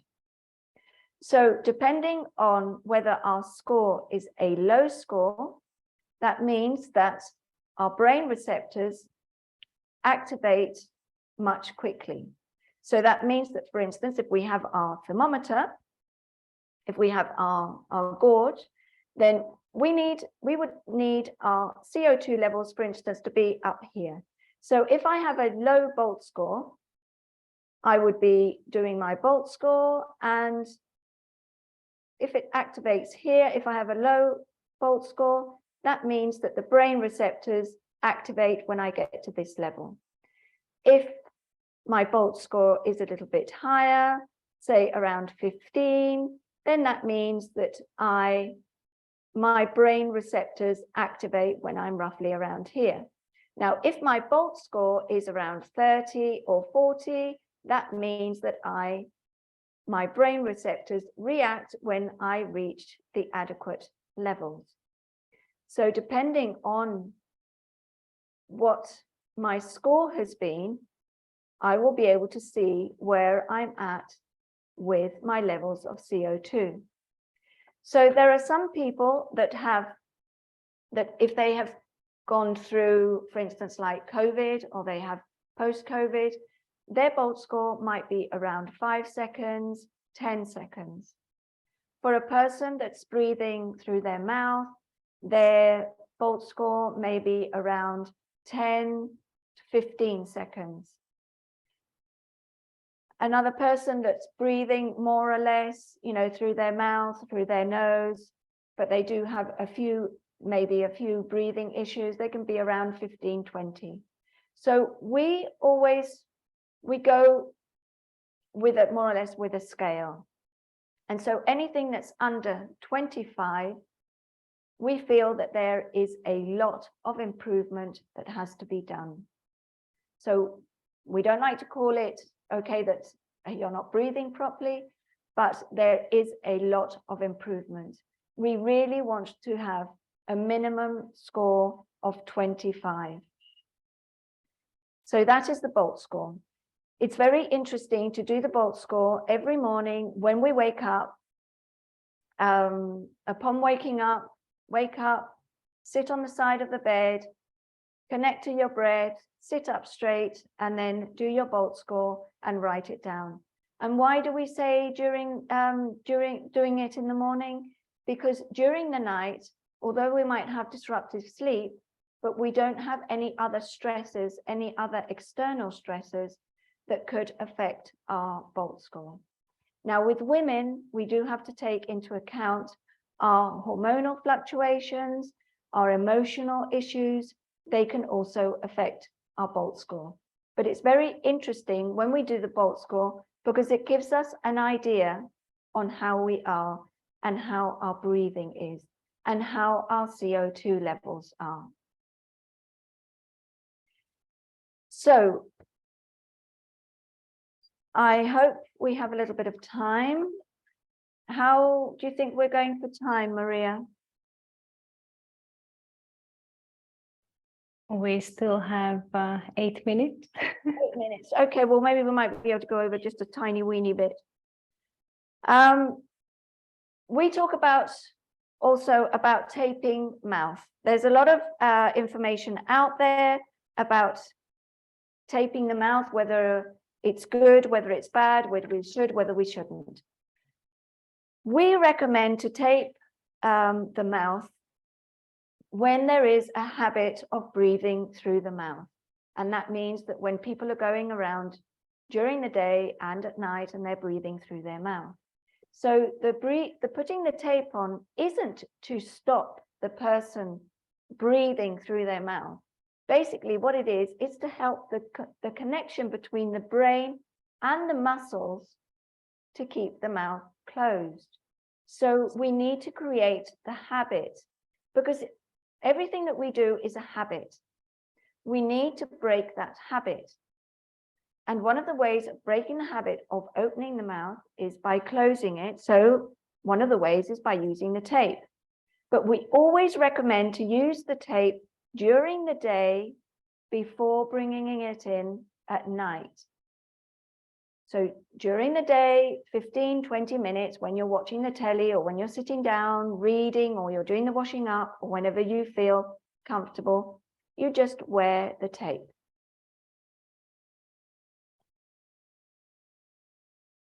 Like so. That's just like a normal micropore tape, or you can just put it across your lips like that.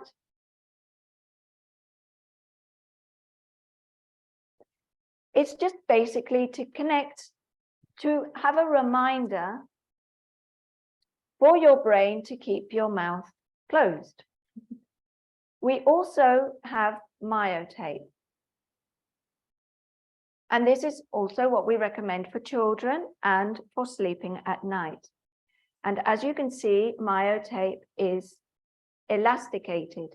So you actually put it around your, oops, I'm doing this, looking at myself in the camera and it's not working properly. Anyway, sort of like that. But as you see, I can open my mouth, but it is pushing my lips together.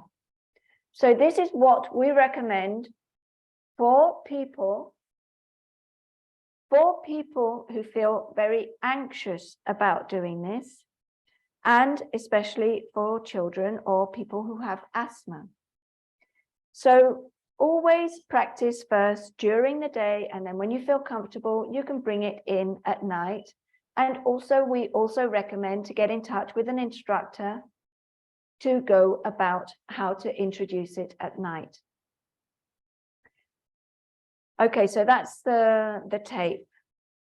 So let's do one more exercise, which is the small breath holds.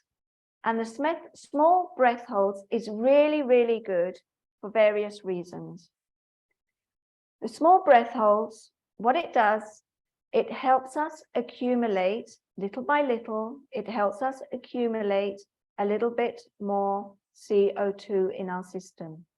So what it will do over the time when we practice the small breath holds, it will help reduce that oversensitivity of those receptors in our brain to the accumulation of CO2. So little by little, those CO2 levels will rise slowly. Also, when we're doing the little small breath holds, we are extending our exhale. So we would like our exhales to be longer than our inhales. For a normal functional breath, it would be a light, slow, and deep breath. We don't hear our breathing, so it's not noisy, it's silent. But also we want the exhale to be 1.5 to 2 seconds longer than the inhale, and with a natural pause at the end. The small breath holds help us achieve this. The small breath holds is also very good when we feel anxious, when we feel that we're getting a hot flush, when we're anxious at night, when we can't sleep, we can wake up and we can do the small breath holds, and it brings us back into balance. It also helps to activate the vagus nerve and bring us into that parasympathetic mode. So depending on your BOLT score, if you have a lower BOLT score, then maybe just do 3-second breath holds. And if you have a higher BOLT score, you can do up to 5-second breath holds. But we are just going to do, for the moment, we're just going to do 3 seconds. Okay, and we're just going to do this for a couple of minutes. So I will just put on my little timer. Okie doke. And off we go. So sitting up in a nice straight posture with a nice back, but you don't want to be hunched up. We want to be relaxed, just with a normal head posture. We want our breathing to be natural and gentle and always nasal. We don't breathe through our mouth, okay? So it's always nasal. And you don't have to do anything extra with your breath. It just has to be a natural breathing pattern. So what we will be doing is we will be breathing, and then when I tell you, you'll take a breath in, a breath out, you'll pinch your nose, I will count to 3, then you'll let go, and you will resume breathing in and out through your nose in a natural way. We will recover, and then we will repeat the breath hold once again. So let's start. So just breathe in and out through your nose in a natural way. Just your natural, normal rhythm. In and out through your nose. And when you're ready, take a breath in, breath out, without any air, pinch your nose closed.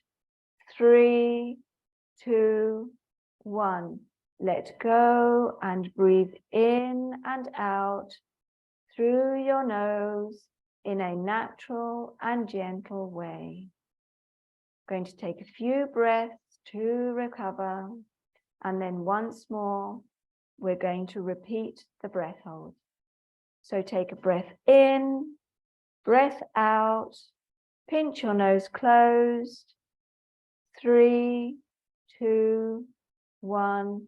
Resume breathing in and out through your nose in a natural way. We always want to recover our breath 2, 3 breaths until you feel prepared to do another breath hold once again. Once again, take a breath in, breath out without any air, pinch your nose closed. 3, 2, 1. Let go, resume breathing in and out through your nose in a natural and gentle way.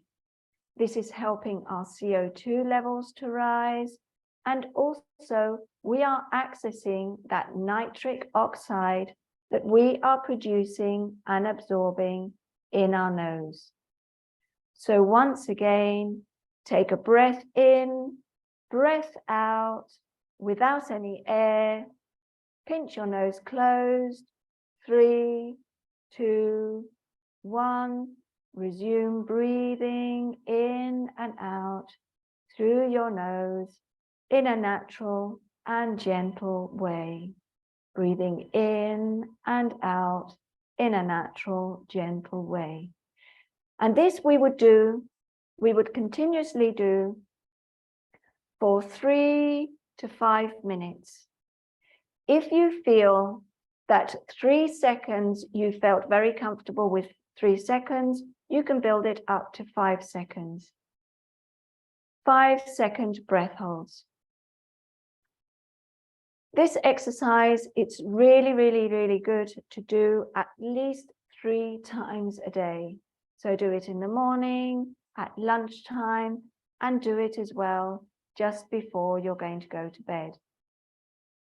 Earlier on, Maria did a cadence breathing where we did breathing in for 2, out for 4, in for 4, out for 6. This is also another of the breathing exercises which is extremely, extremely good. It brings us into also that parasympathetic mode. But always remember, we want our breathing to be nasal, to be light, to be slow, and to be deep. No big breaths. We want deep breaths.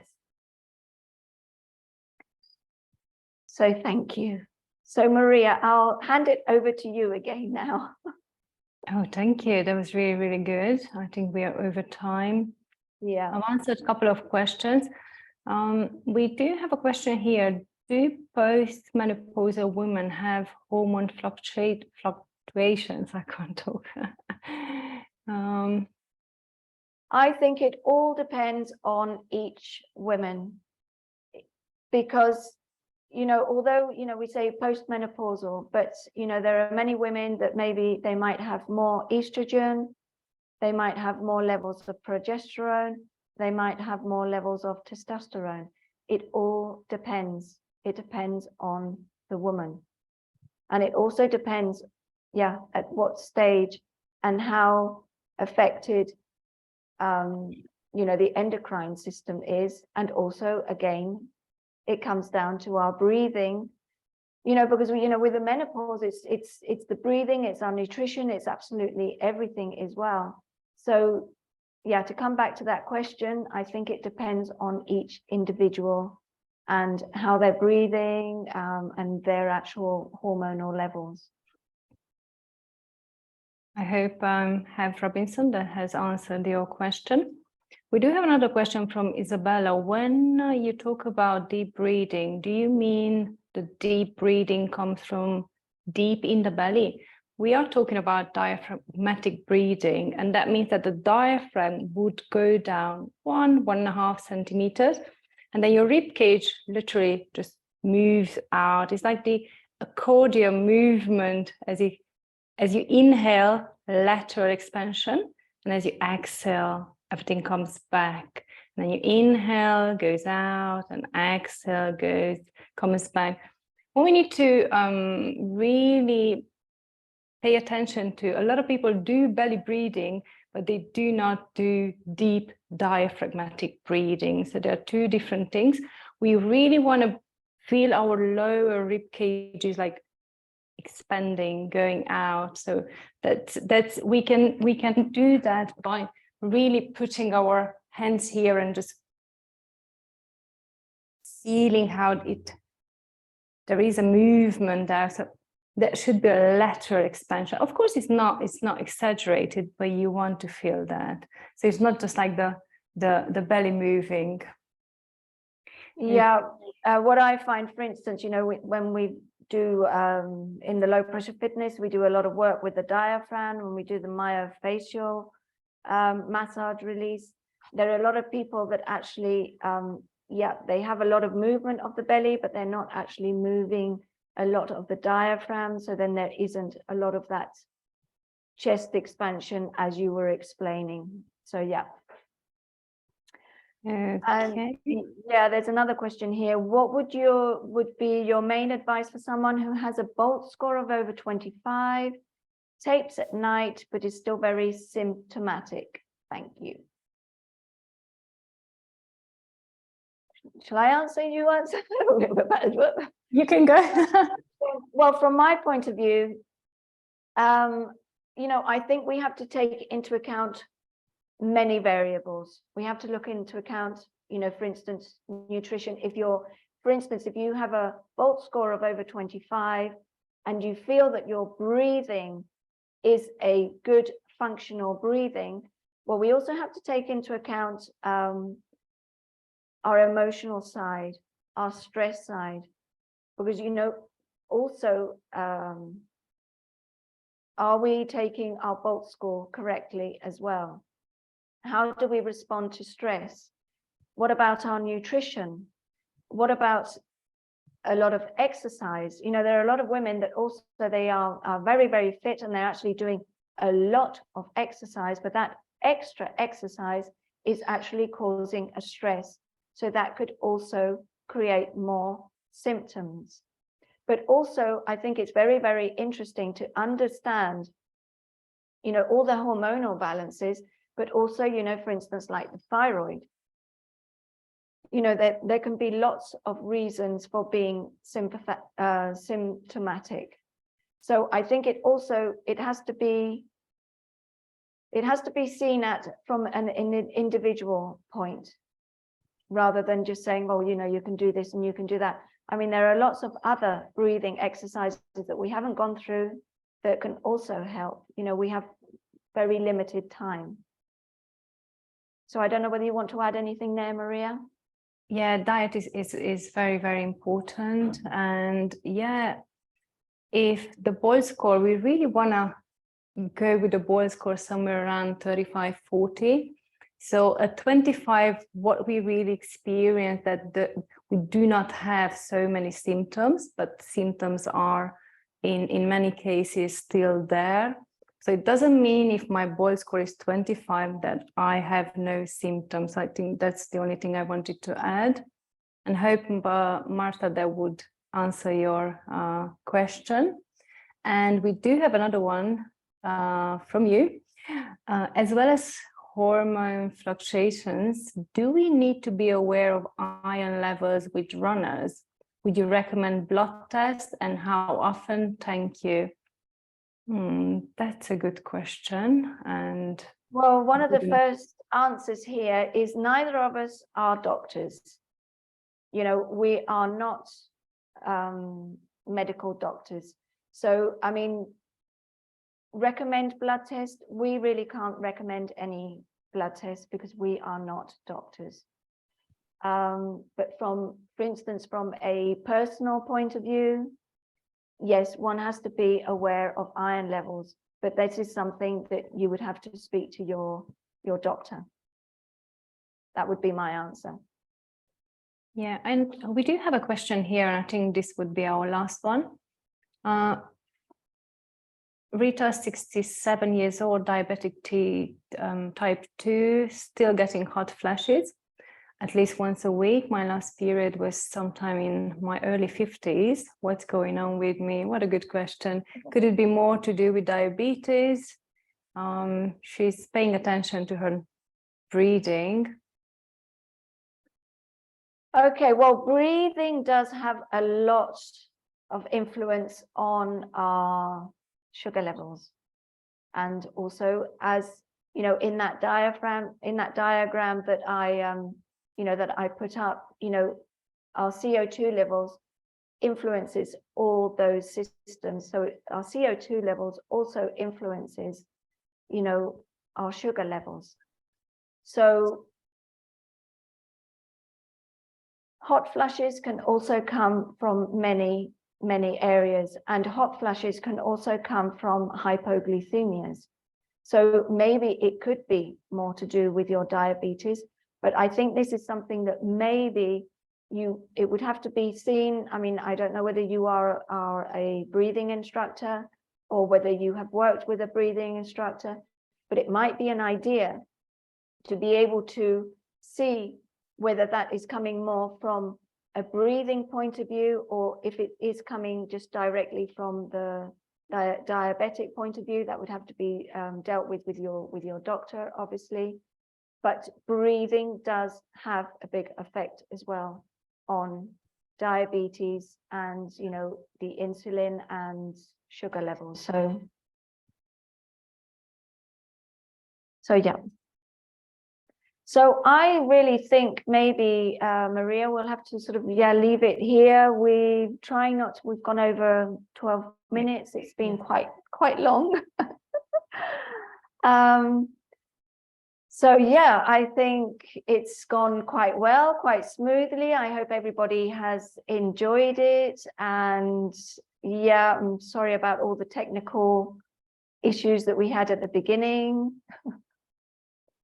Yeah, thank you so much for everyone who joined us and listened in. And if you have any questions, or we haven't answered all of your questions, please feel free to reach out. You've got our details. I mean, Instagram and Facebook, we are there. So yeah, and just send a message to Oxygen Advantage or Buteco Clinic, and then we are happy to come back with more answers. Thank you so much, Fleur. Thank you so much, Ruth, Anna, for organizing this for us, and everyone who's been here. Have a lovely weekend, everyone. Big hug. Thank you, everybody. Thank you. Signing off. Yeah.